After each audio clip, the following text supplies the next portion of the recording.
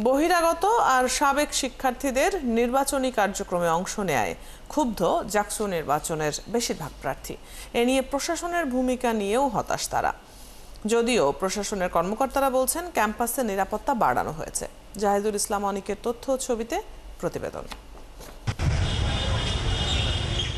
দীর্ঘ ৩ যুগ পর জাকসু নির্বাচন এখন জমজমাট, প্রচারে মুখর গোটা ক্যাম্পাস।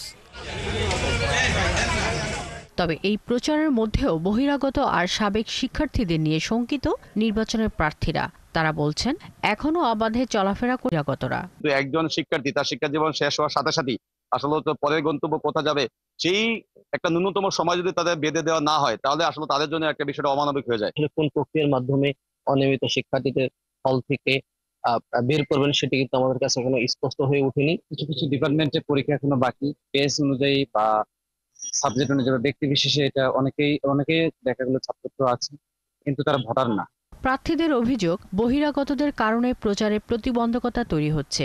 হলে ভোট চাইতে গেলে অনেক শিক্ষার্থী তাদের সাথে কথা বলতে চায় না। আমাদের তো প্রচারণার সাথে যেতেই হচ্ছে, ভাইদের কাছে সব রুমে যেতে হচ্ছে। তো যখন তারা বলছেন যে তারা ভোটার না, তো সে জায়গায় তাদেরও একটা খারাপ লাগা হয়তো কাজ করে, আমাদেরও কাজ করে। এই যে অবাধে বহিরাগতদের ক্যাম্পাসের বিচরণ, এটি নির্বাচনের জন্য একটি হুমকি স্বরূপ। আমরা চাই যে বিশ্ববিদ্যালয় অতি দ্রুত এই ব্যাপারটি নিয়ে কাজ করুক। জাহাঙ্গীরনগর বিশ্ববিদ্যালয় বহিরাগতরা সমাগম এমনি বেশি থাকে, ভোটের মধ্যে যদি থাকে অবশ্যই এটা থ্রেট, সবার জন্য থ্রেট। তার কারণ তারা এসে অনেক অপ্রীতিকর কিছু করতে পারে, এর জন্য আমরা প্রার্থীরা বিপদের সম্মুখীন হইতে পারি।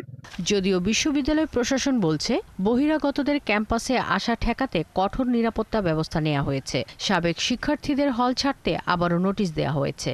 নির্বাচনের দিন অর্থাৎ একটা নোটিশ এই জন্য ইস্যু হয়েছে এবং তার আগে থেকে একটা সময় দেওয়া হয়েছে। এই সময়ের মধ্যে কোনো কারণেই যে কেউ যদি কোনো বিশেষ কারণে আসতে চায় বা কেউ যদি ওখানে অবস্থান করে, কোনো কারণেই কি হতে পারবে না, কেউ এই সময়ের মধ্যে থাকতে পারবে না। এবার জাহাঙ্গীরনগর বিশ্ববিদ্যালয়ের নির্বাচনী পরিবেশ হবে নিরাপদ, এমনটাই প্রত্যাশা সবার। শাকিলা শম্পা, ৭১।